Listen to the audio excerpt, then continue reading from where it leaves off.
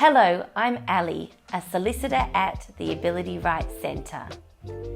The Ability Rights Centre has made this video to let you know about your rights and responsibilities at work and where to go if you need help.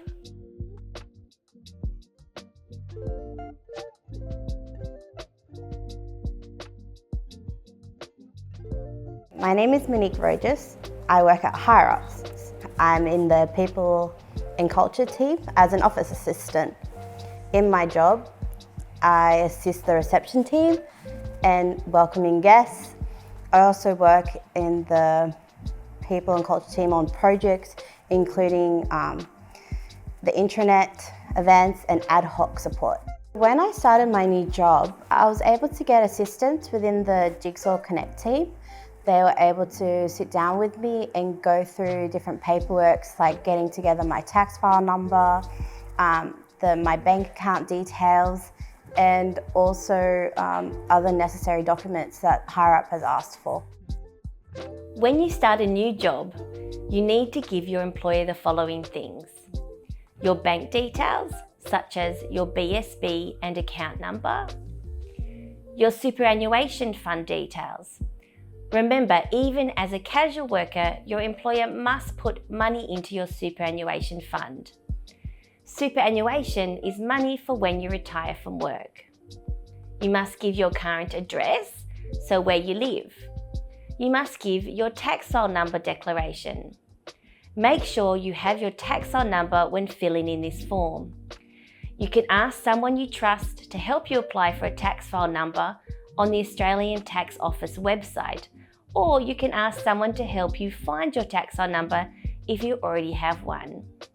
You use the same tax file number for any job you have. I found out about my contract from the Jigsaw Connect team saying I got the job at Higher Up, which made me quite excited. And then through Higher Up and Jigsaw, we were able to go through the contract and making sure I understood each part of the contract. So I found out about my pay through the contract, and I was quite excited actually when I found out, wow, it's going to be a decent pay, and that was a bit of relief for me, and it was actually quite exciting and motivating for me as well. Check these things with your employer before starting work. Check your pay rate. This is how much you will get paid for the work that you do. Double check with your employer if you have been hired as a full-time, part-time or casual employee. Check how many hours per week you'll be paid to work, when your breaks are and if you are paid for them, and if there's a probation period for your job. Probation means a trial before your job is permanent. Remember, these are your rights with your pay. You should receive your pay on time. You should be paid at least the minimum wage. You should always get a pay slip or notification of what you have been paid after each payday. You should be told if there is a change to your pay, for example, if you get a pay rise. Find out who to speak to if you have a question or problem with your pay. This might be a payroll person at your work or your manager.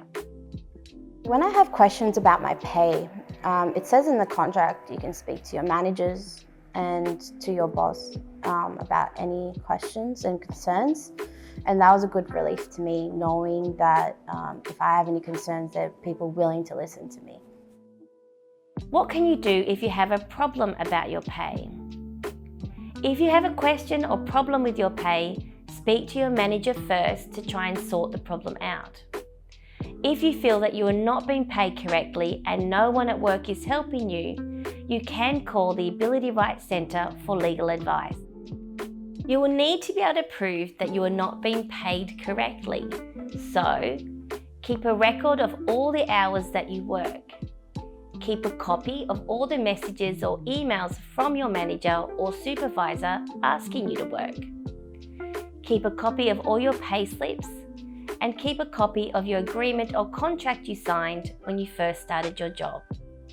Reporting to Centrelink about my pays can sometimes be quite frustrating. It can be tedious. I have to report to Centrelink on a fortnightly basis. When I received my new job as a job seeker on Centrelink, my payments decreased, which was to me something new and I had to adjust to. The person that helped me with Centrelink was my DES. DES is a disability employment service. They check in on me on a fortnightly basis, making sure I'm paid correctly, making sure that the job is going well, and just to let me know how all things work out within Centrelink. Let's talk about your pay and the Disability Support Pension, or DSP for short.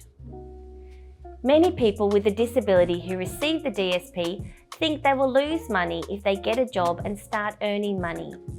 Sometimes people are even told it's good to be paid very low wages so that they don't affect their DSP. The DSP rules let people work up to a certain number of hours and earn a certain amount of money a week before they stop receiving their DSP. You must check with Centrelink what the current limits are. You will need to let them know how much you earn every 2 weeks. You can report to Centrelink using the MyGov website, the Centrelink Express Plus mobile app, or by telephoning the Centrelink reporting line. You will also need to tell Centrelink if your circumstances change. That might be if you move in with your partner, and even if your partner gets a new job. If you get a job and your DSP is suspended, the payments are held open for up to 2 years if you need to access it again. This means that if you are registered and approved for the DSP, you do not need to reapply for it within those 2 years. You will just need to tell Centrelink about your change in circumstances for the payments to start again. If your DSP is suspended when you are working, you can still use your concession card for 1 year after your DSP payments stop. Working at HireUp, being employed, has made me quite happy, confident, independent as a human being in society. And yeah, it's made me feel quite hopeful for the future. What I really encourage for people with disabilities is to know that there are support out there to get work, and to know that your rights, people care about your rights in the workplace, and there is support out there for you, and be willing and to have that confidence to ask questions if you are stuck. Don't be scared. Do not hide away from that.